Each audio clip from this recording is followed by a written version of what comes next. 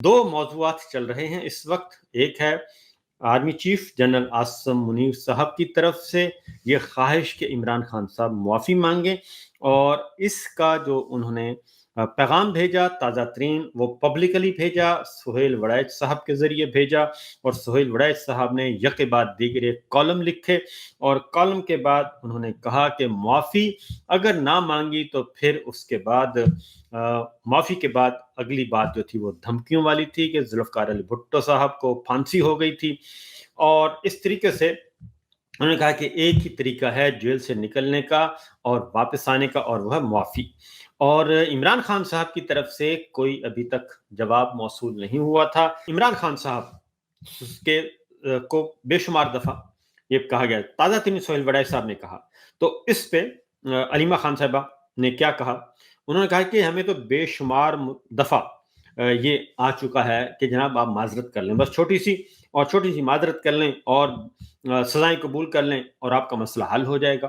तो अलीमा खान साहिबा ने आज फिर बात की है, और नौरीन खान साहिबा ने भी की है, उनकी बहनें हैं। तो क्या कहते हैं, जरा सुनिए जी।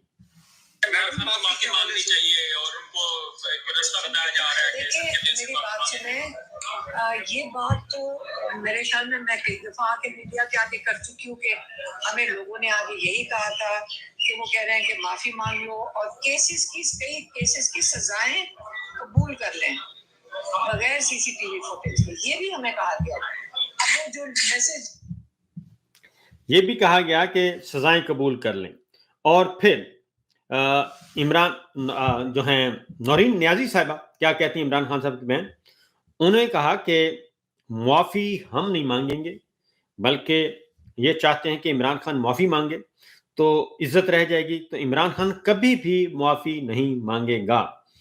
और क्या कहा, जरा सुनिए। साहब ने फिल्म आसिम मुनीर साहब का इंटरव्यू किया है और उसमें उन्होंने कहा कि इमरान खान साहब माफी मांग रहे हैं, तो खान साहब माफी मांगेंगे।